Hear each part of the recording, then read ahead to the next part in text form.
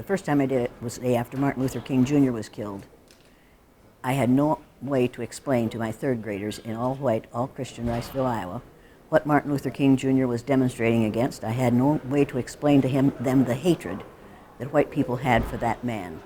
And so I decided, since we were studying an Indian unit at the time, and our lesson plan for the next day was to learn the Sioux Indian prayer that says, "O Great Spirit, keep me from ever judging a man until I've walked a mile in his moccasins."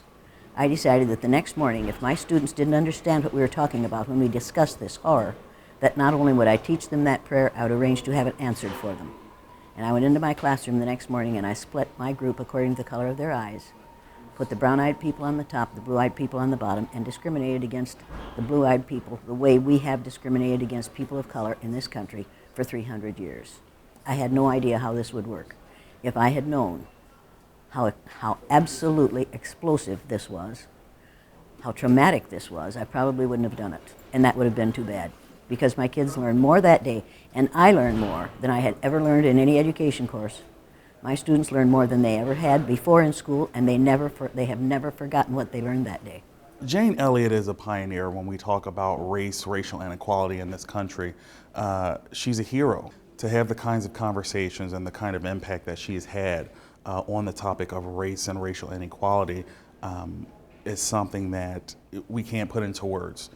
And for it to be going this long after the initial conversation started with her is a tribute to not only to her, but also to the need for more conversations like this. I was born the year Hitler came to power.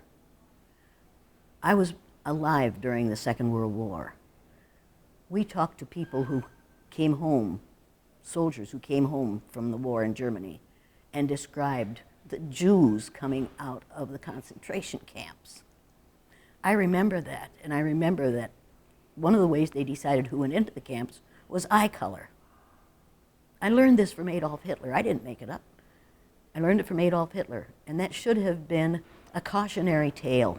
It should have taught us what he did, what he encouraged people to do, and what good Christian people went along with doing to Jews, gays and lesbians, disabled, old, mentally challenged. What he did to those people, that should have been a cautionary tale for us. I took an evil idea and turned it into what I think was a good thing. And it was evil. To judge people by the color of their eyes is evil. To judge people by their religion is evil. To judge people by the color of their skin is evil. We need to put a stop to that.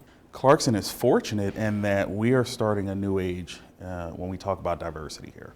We're talking about something that is going to hopefully push Clarkson on a new trajectory in terms of how we discuss race, how we think about diversity, how we look at inclusion, and making all of that into a part of the fabric of the university.